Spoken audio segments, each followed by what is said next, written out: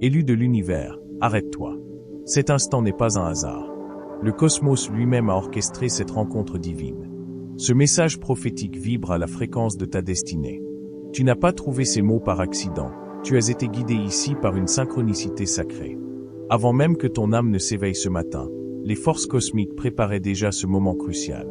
Les étoiles elles-mêmes chuchotent ton nom. Car en ce moment précis, tu te tiens au seuil d'un miracle qui pourrait tout changer.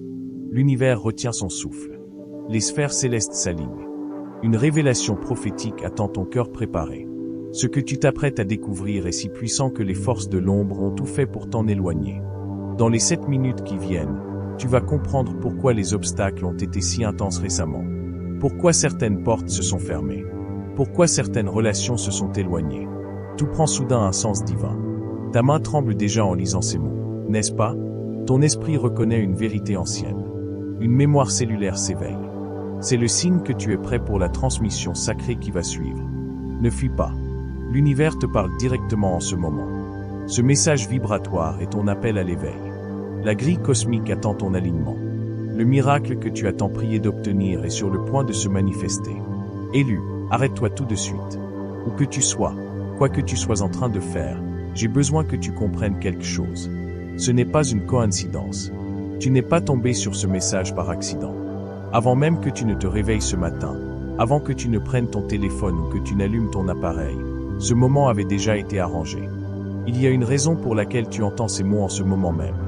Et avant que les 30 prochaines minutes ne soient écoulées, tu vas comprendre exactement pourquoi l'ennemi te combat si férocement ces derniers temps. Je suis sur le point de partager avec toi quelque chose que le ciel murmure à des cœurs préparés. Quelque chose que l'ennemi ne veut absolument pas que tu entendes. Parce que maintenant, à ce moment précis de ta vie, tu te tiens dans la position la plus critique que tu aies jamais occupée. Tu te tiens dans ce que j'appelle l'instant qui précède ton miracle. Et voici ce qui rend ce moment à la fois si dangereux et si puissant. Plus tu approches de ta percée, plus la guerre spirituelle devient intense. Tu l'as ressenti, n'est-ce pas? Cette pression qui augmente. Ces nuits sans sommeil, ces pensées qui semblent venir de nulle part, qui chuchotent que peut-être tu as mal entendu Dieu, que peut-être tu as raté ta chance, que peut-être il est temps d'abandonner et d'accepter moi. Certains d'entre vous qui regardent en ce moment, vous avez ressenti une intensité dans le domaine spirituel que vous ne savez pas vraiment expliquer à personne d'autre. Vous vous réveillez fatigué même après avoir dormi. Vous sentez des attaques contre votre paix qui semblent venir par vagues. Et vous vous êtes demandé, pourquoi maintenant? Pourquoi après tout ce temps à tenir bon? Après tout ce temps à croire, est-ce que tout semble devenir plus difficile au lieu de s'arranger? Je vais te dire exactement pourquoi. Et plus important encore, je vais te montrer quoi faire à ce sujet. Laisse-moi te ramener à un moment de mon propre parcours. Une saison dont je ne parle jamais en public parce que la douleur était trop personnelle, trop vive. Il y a un temps, pas si lointain, où je me suis tenu au bord de ce que je croyais être mon plus grand échec. Tout ce pourquoi j'avais travaillé, tout ce pourquoi j'avais prié, chaque promesse que je pensais que Dieu avait prononcée sur ma vie semblait s'effondrer devant mes yeux. Je me souviens debout dans ma cuisine à 3 heures du matin, les larmes coulant sur mon visage, et j'ai dit à haute voix à la pièce vide. Mon Dieu, où es-tu? Est-ce que j'ai tout imaginé? Est-ce que j'ai inventé tout cela? Et à ce moment-là, je n'ai rien entendu. Le silence. Le genre de silence qui te fait remettre en question tout ce que tu as jamais cru. Mais voici ce que je ne comprenais pas à l'époque et que je saisis maintenant. Ce silence n'était pas une absence. Cette pression n'était pas une punition. Cette guerre n'était pas le signe que j'étais sur le mauvais chemin. C'était en réalité le signe que j'étais exactement là où je devais être. Debout dans l'instant qui précède le changement total. Tu vois, l'ennemi de ton âme n'a pas peur de ton passé. Il sait déjà ce qui s'y est passé. Il n'a même pas peur de tes luttes présentes parce que c'est lui qui les amplifie. Ce qui le terrifie, ce qui envoie des ondes de choc à travers le royaume des ténèbres, c'est ton avenir. C'est ce qui est sur le point d'arriver. C'est la percée qui porte ton nom, qui a été préparée dans les lieux célestes, qui est en train d'être libérée alors même que tu entends ces mots. Et donc il fait ce qu'il a toujours fait. Il augmente la pression juste avant que la promesse ne se manifeste. Il monte le volume sur chaque doute, chaque peur, chaque déception. Il ramène les vieilles tentations que tu pensais avoir vaincues. Il provoque des conflits dans tes relations. Il attaque ta santé, tes finances, ta paix intérieure. Et il fait tout cela avec un seul but. Te faire quitter ton poste juste quelques instants avant que le ciel ne fasse irruption. Réfléchis-y. pense à l'intensité de ce que tu as affronté récemment. Si tu es honnête avec toi-même, est-ce que cela n'a pas empiré? Est-ce que la guerre n'a pas semblé plus concentrée, plus ciblée, plus personnelle que ces dernières années? Pour certains d'entre vous, les attaques ont été si spécifiques, si calculées que vous saviez qu'elles n'étaient pas aléatoires. Vous saviez que quelque chose de plus grand se passait dans le domaine spirituel. Et vous aviez raison. Quelque chose de plus grand se produit. Mais voici ce que l'ennemi ne veut pas que tu saches. Voici le secret qui, si tu le saisis, va tout changer. L'intensité de la guerre est toujours proportionnelle à l'ampleur de la percée qui arrive. Toujours. Quand l'enfer devient plus bruyant, c'est parce que le ciel se rapproche. Je veux que tu penses aux enfants d'Israël à la mer Rouge. Ils venaient d'être délivrés de 400 ans d'esclavage. Ils venaient de witness les 10 plaies. Ils venaient de sortir d'Égypte avec la richesse de leurs oppresseurs. Et puis, juste au moment où ils pensaient être libres, juste au moment où ils pensaient que le plus difficile était terminé, ils ont regardé en arrière et ont vu l'armée de Pharaon foncer vers eux. Les chars, les chevaux, les armes étincelant au soleil, et devant eux, il n'y avait que de l'eau. Ils étaient piégés. Peux-tu imaginer ce qui leur a traversé l'esprit à ce moment-là? Peux-tu imaginer les voix qui ont commencé à crier dans leur tête? Nous n'aurions jamais dû partir. Nous étions plus en sécurité dans l'esclavage. Moïse nous a fait venir ici pour mourir. Dieu nous a abandonnés. La peur était si épaisse qu'on pouvait la goûter. La panique était si réelle qu'on pouvait la sentir dans sa poitrine. Mais ce qu'ils ne pouvaient pas voir, ce qu'ils ne comprenaient pas dans ce moment de terreur absolue, c'est qu'ils se tenaient dans l'instant qui précédait leur miracle. La mer Rouge allait s'ouvrir. L'impossible allait devenir possible. Le nom de leur Dieu allait être magnifié d'une manière dont on se souviendrait pendant des milliers d'années. Mais tout reposait sur une chose. Tiendraient-ils leur position? Moïse leur a dit quelque chose que j'ai besoin que tu entendes en ce moment. Il a dit, « Tenez-vous tranquille et voyez le salut de l'Éternel. Tenez-vous tranquille. Ne retournez pas en Égypte. Ne négociez pas avec Pharaon. N'essaie pas de trouver ton propre chemin pour traverser cette eau. Tiens-toi simplement tranquille et regarde ce que ton Dieu est sur le point de faire. » Et c'est exactement là où tu es en ce moment. Tu es à ta mer Rouge. Derrière toi, tu peux entendre le tonnerre de tout ce qui t'a poursuivi. Tout ce que tu pensais avoir échappé. Devant toi, tu vois ce qui ressemble à une impossibilité. Et l'ennemi chuchote. Retourne en arrière. Abandonne. Ça n'en vaut pas la peine. Mais je suis ici pour te dire ce que l'Esprit de Dieu dit. Tiens-toi tranquille. Garde ta position. Ne bouge pas. Parce que tu es à quelques instants de voir Dieu faire ce que seul Dieu peut faire. Maintenant, laisse-moi te dire quelque chose qui va te challenger. La raison pour laquelle ce moment est si critique, la raison pour laquelle l'ennemi combat si fort, c'est parce que tu as été préparé pour ce qui vient. Tu n'as pas traversé tout cela pour rien. Chaque larme, chaque déception, chaque porte fermée, chaque promesse retardée, rien n'a été gaspillé. C'était une préparation. Tu as été épuré. Tu as été testé. Tu as été dépouillé de tout ce qui n'était pas vraiment toi. Pour que ce qui reste soit pur, fort, inébranlable. Et le ciel a regardé. Le ciel a pris note. Et une libération a été autorisée avec ton nom dessus. Je parle de faveur qui n'a pas de sens pour les gens autour de toi. Je parle d'opportunités pour lesquelles tu n'as pas postulé. Je parle de guérison que les médecins ne peuvent pas expliquer. Je parle de restauration de relations que tu pensais mortes. Je parle de percées financières qui semblent venir de nulle part. Je parle de clarté, de paix, de joie, de but inondant à nouveau ta vie comme une rivière qui était retenue et qui finalement fait irruption. Mais voici la chose. Voici ce que tu as besoin de comprendre. L'ennemi connaît le timing. Il sait ce qui est sur le point de se briser. Et donc, il jette tout ce qu'il a sur toi en ce moment pour essayer de te faire te disqualifier toi-même. Il te tente de compromettre. Il te tente de devenir amer. Il te tente d'abandonner la prière. Il te tente d'arrêter de croire. Et c'est là que le discernement spirituel devient absolument critique. C'est là que tu dois avoir des yeux qui voient au-delà du visible et des oreilles qui entendent au-delà de l'audible. Maintenant, je vais te dire les 3 tactiques spécifiques que l'ennemi utilise contre toi en ce moment même. Et je vais te montrer exactement comment contrer chacune d'elles. Mais plus important encore, je vais te révéler à quoi ressemblent les empreintes digitales du ciel afin que tu puisses reconnaître ta percée quand elle commence à se manifester. Parce que certains d'entre vous sont si concentrés sur ce que l'ennemi fait que vous manquez ce que Dieu est en train de faire. Et si tu quittes ce message avant que je ne partage cela avec toi, tu risques de manquer le signe même que tu as demandé à Dieu de te montrer. Alors reste avec moi. Ce que je suis sur le point de partager pourrait faire la différence entre la percée et l'effondrement. Laisse-moi te parler d'une femme que j'ai rencontrée il y a plusieurs années. Je l'appellerai Marguerite. Elle avait 73 ans et elle est venue me voir après un service avec des larmes aux yeux. Elle a dit, « Je prie pour mon fils depuis 42 ans. 42 ans. Il s'est éloigné de Dieu à 21 ans, et je me suis tenu à la promesse que pour moi et ma maison, nous servirons l'Éternel. Mais je suis fatigué. Je suis si fatigué. Et récemment, les choses ont empiré. Il ne veut même plus répondre à mes appels. Sa vie s'effondre, et il ne me laisse pas l'aider.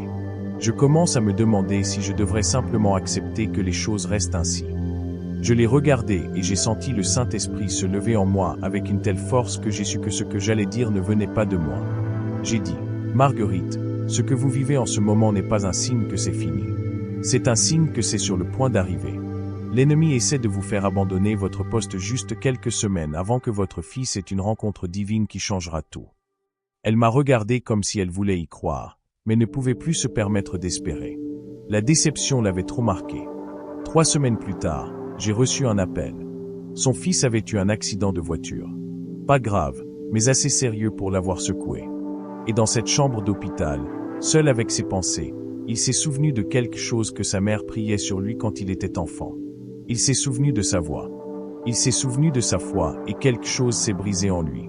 Il l'a appelé de ce lit d'hôpital et a dit, « Maman, je veux ce que tu as. Je ne sais pas comment revenir, mais je veux revenir. » Aujourd'hui, il ne sert pas seulement Dieu, mais il dirige un ministère pour d'autres prodigues. Et Marguerite le dit à tous ceux qui veulent bien l'écouter. J'ai failli abandonner 3 semaines trop tôt. J'ai failli renoncer à mon miracle parce que la guerre m'a convaincu que c'était fini. Écoute-moi très attentivement. La première tactique que l'ennemi utilise contre toi en ce moment est le découragement qui se fait passer pour de la sagesse. Il essaie de te convaincre qu'accepter la défaite est la chose mature à faire. Il chuchote que lâcher ta promesse est en fait un signe de croissance, d'être réaliste, de te protéger de plus de déceptions. Mais c'est un mensonge venu des profondeurs de l'enfer.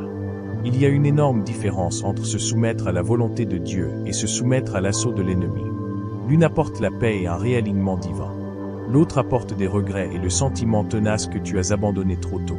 Comment faire la différence? La redirection de Dieu s'accompagne toujours de paix, même quand elle est douloureuse. Le nom de Dieu ouvre toujours un meilleur oui. Mais la pression de l'ennemi pour abandonner vient toujours avec de la honte, un sentiment d'échec, l'impression que tu n'étais pas assez bien, que tu n'avais pas assez de foi, que tu as raté ta chance. Si ce que tu ressens en ce moment est ce second sentiment, je suis ici pour te dire que ce n'est pas Dieu. C'est la guerre spirituelle. Et tu es frappé si fort parce que tu es proche. Si proche. La deuxième tactique est la distraction par ce qui ressemble à une bénédiction. Maintenant, celle-ci est subtile. C'est là que l'ennemi devient sophistiqué. Il ne peut pas toujours t'arrêter avec des obstacles, alors il essaie de te détourner avec des opportunités. Il t'offre quelque chose de bon pour t'empêcher d'avoir quelque chose de grand. Certains d'entre vous, en plein milieu de votre plus grande guerre, avez vu une opportunité se présenter. Elle ressemble à une réponse à la prière. Elle donne l'impression d'un soulagement. Elle promet de supprimer la pression que vous subissez. Mais quelque chose dans ton esprit est perturbé. Tu ne peux pas mettre le doigt dessus, mais cela ne ressemble pas à de la paix. Cela ressemble à une échappatoire. C'est là qu'il faut veiller et prier. C'est là que le discernement devient ton bouclier. Tout ce qui brille n'est pas or. Toutes les portes ouvertes ne sont pas des portes de Dieu. Et parfois, l'ennemi t'offrira 90% de ce que Dieu a promis pour t'empêcher d'avoir les 100% qui arrivent. Souviens-toi de Jésus dans le désert. Après 40 jours de jeûne, l'ennemi est arrivé avec des offres. Transforme les pierres en pain.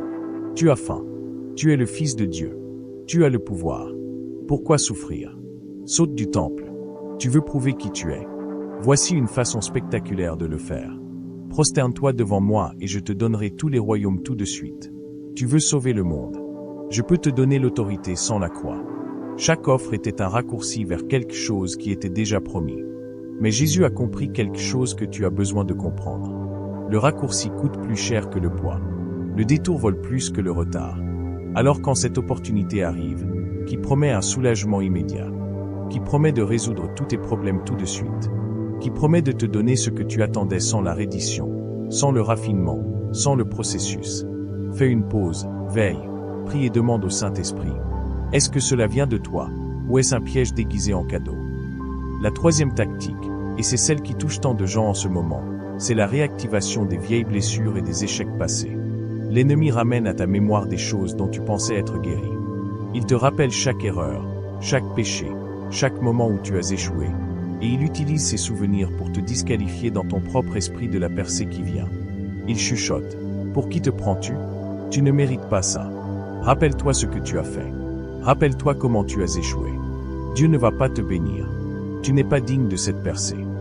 Et c'est là que tu dois t'appuyer sur quelque chose qui n'est pas basé sur ta performance, mais sur sa promesse. C'est là que tu dois te rappeler que ta percée n'est pas une récompense pour ta perfection. C'est une manifestation de la grâce. Le sang de Jésus n'a pas seulement pardonné ton péché. Il t'a qualifié pour chaque promesse, chacune d'elles. Et la plus grande peur de l'ennemi est que tu crois réellement cela. Sa plus grande peur est que tu arrêtes de te disqualifier toi-même et que tu commences à être d'accord avec ce que le ciel a déjà déclaré sur toi. Tu es élu. Tu es appelé. Tu es oint. Tu es équipé. Tu es favorisé. Pas parce que tu es parfait, mais parce qu'il l'est. Et ce qu'il est sur le point de faire dans ta vie n'a rien à voir avec ton parcours et tout à voir avec sa fidélité.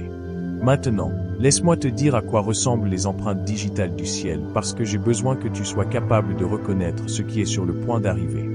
Quand ta percée commence à se manifester, elle ne viendra pas comme tu l'imaginais.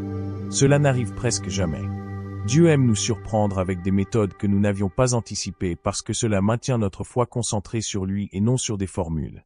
Mais voici ce à quoi tu peux t'attendre. Premièrement, il y aura une paix surnaturelle au milieu de circonstances qui devraient causer la panique. Quand le ciel bouge, tu sentiras un calme qui ne correspond pas à ta situation. Les gens autour de toi paniqueront, mais tu auras cette assurance étrange et inexplicable que tout va s'arranger. Deuxièmement, il y aura des connexions divines qui sembleront venir de nulle part. Des gens croiseront ton chemin au bon moment avec exactement ce dont tu as besoin, et cela ne semblera pas forcé ou fabriqué. On aura l'impression que le ciel a arrangé la rencontre avant même que l'un de vous ne sache que vous en aviez besoin. Troisièmement, il y aura une accélération. Des choses qui devraient prendre des années se produiront en quelques semaines. Des portes qui devraient être verrouillées s'ouvriront facilement. Des processus qui devraient être compliqués se simplifieront soudainement.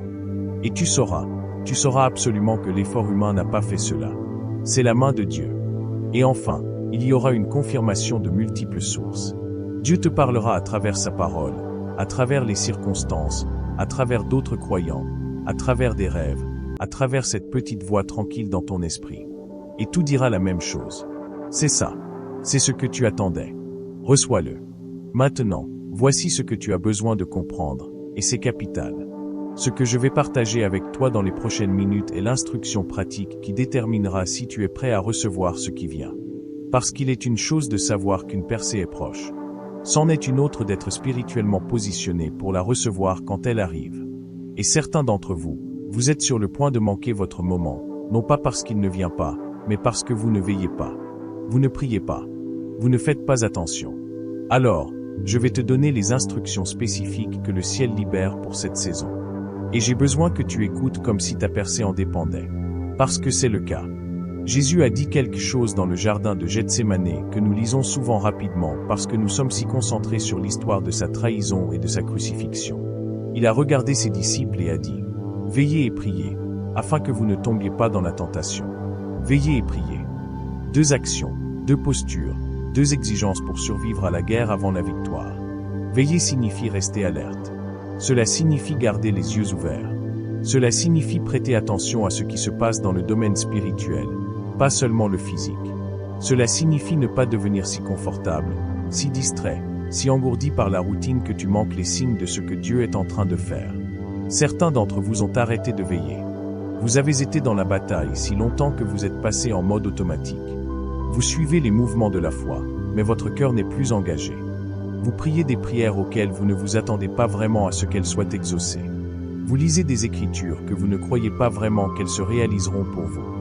Vous êtes à l'église, mais vous n'y êtes pas vraiment. Et je suis ici pour te réveiller. Je suis ici pour te sortir de cette torpeur spirituelle et te dire que ce n'est pas le moment de dériver. C'est le moment d'être plus alerte que tu ne l'as jamais été. C'est le moment d'avoir les yeux grands ouverts, les oreilles accordées à la fréquence du ciel, ton esprit sensible au moindre mouvement de Dieu. Parce que ta percée pourrait ne pas ressembler à ce que tu imagines. Elle pourrait être déguisée en quelque chose d'ordinaire. Elle pourrait venir through une conversation qui semble aléatoire.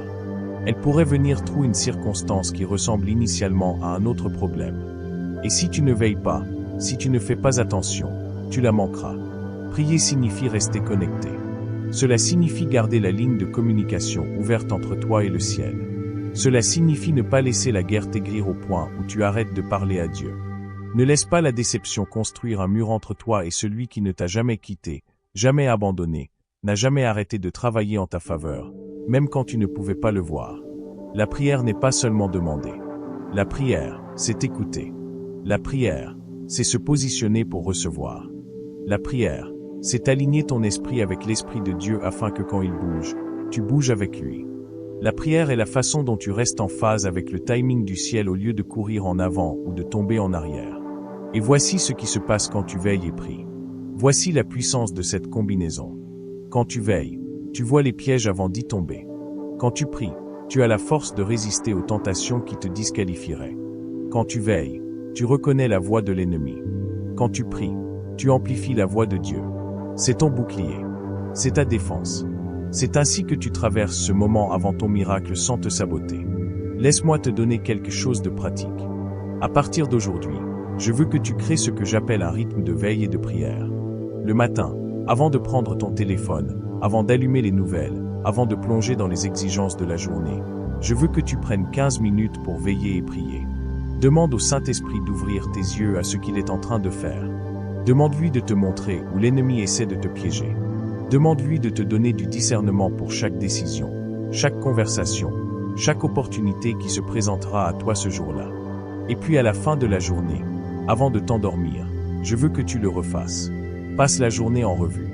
Remercie Dieu pour la façon dont il t'a protégé, guidé, parlé. Repens-toi pour les moments où tu n'as pas veillé. Quand tu as réagi au lieu de répondre. Quand tu as écouté la peur au lieu de la foi. Et puis prie pour le jour suivant. C'est ainsi que tu construis un bouclier autour de ta percée. C'est ainsi que tu protèges ce que Dieu est sur le point de libérer dans ta vie. Maintenant, j'ai besoin de te dire quelque chose qui pourrait être difficile à entendre, mais c'est la vérité. Et la vérité te libère. Certains d'entre vous ne vont pas faire cela. Certains d'entre vous vont entendre ces mots, sentir la conviction du Saint-Esprit, convenir que c'est exactement ce dont vous avez besoin. Et puis vous allez retourner au même schéma qui vous ont rendu vulnérables. Vous allez laisser l'affairement de la vie évincer la veille et la prière. Et je te le dis avec amour et urgence, si tu fais cela, tu manqueras des moments que tu ne pourras pas retrouver. Tu tomberas dans des pièges que tu aurais pu éviter. Tu passeras à côté de portes ouvertes que tu n'as pas vues. Tu te contenteras de moins que ce que le ciel a préparé pour toi. Mais cela n'a pas à être ainsi. Tu as un choix en ce moment. Tu peux décider en cet instant que tu vas être de ceux qui restent alertes, qui restent connectés, qui restent positionnés pour recevoir tout ce que Dieu a pour toi. J'ai aussi besoin que tu comprennes quelque chose sur cette saison que tu traverses. La guerre est intense. Oui, la pression est réelle. Oui. Mais sous tout cela, un changement massif se produit dans le domaine spirituel. Il y a un changement de garde. Il y a une redistribution des ressources. Il y a une libération de mantles, d'onction et d'affectation pour des personnes qui ont été fidèles dans le lieu caché. Tu as été dans le désert, mais tu es sur le point d'entrer dans ta terre promise. Tu as été dans la fournaise, mais tu es sur le point d'en sortir comme de l'or. Tu as été dans le tombeau, mais tu es sur le point de connaître la résurrection, et l'ennemi le sait. C'est pourquoi il combat si fort. Mais voici ce qu'il ne comprend pas. Voici ce qu'il oublie toujours. Il peut augmenter la pression, mais il ne peut pas arrêter la promesse. Il peut amplifier la guerre, mais il ne peut pas avorter ce que Dieu a déjà ordonné. Il peut rendre la situation inconfortable, mais il ne peut pas la rendre impossible. Et donc, la question n'est pas de savoir si ta percée arrive. Elle arrive. La question est, seras-tu prêt à la recevoir quand elle arrivera? Seras-tu en train de veiller?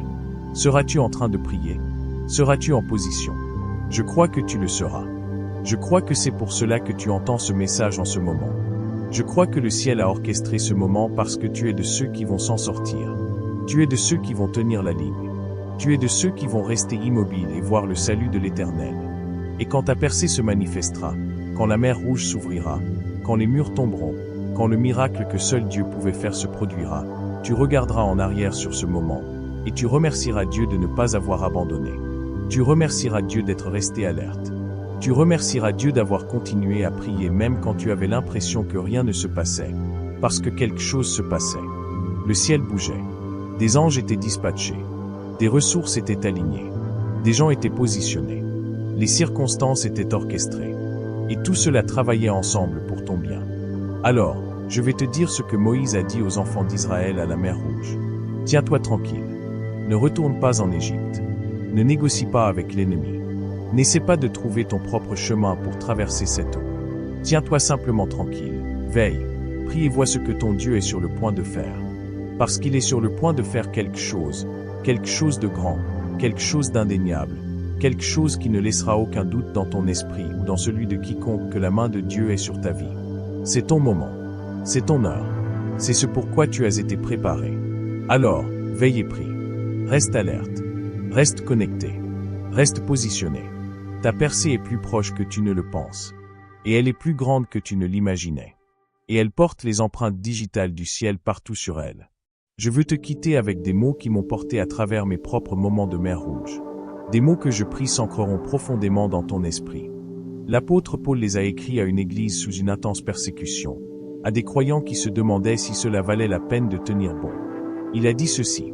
Ainsi, mes frères bien-aimés, soyez fermes, inébranlables, toujours abondants dans l'œuvre du Seigneur, sachant que votre travail n'est pas vain dans le Seigneur. Ton travail n'est pas vain. Tes larmes ne sont pas gaspillées. Tes prières ne tombent pas dans des oreilles sourdes. Ta fidélité est enregistrée dans le ciel. Et la percée pour laquelle tu as cru, pour laquelle tu as combattu, pour laquelle tu es resté debout, elle est en chemin. Alors sois ferme, sois inébranlable, continue de veiller, continue de prier, et prépare-toi à recevoir ce que seul Dieu peut donner. C'est ton instant qui précède ton miracle et tu vas y arriver.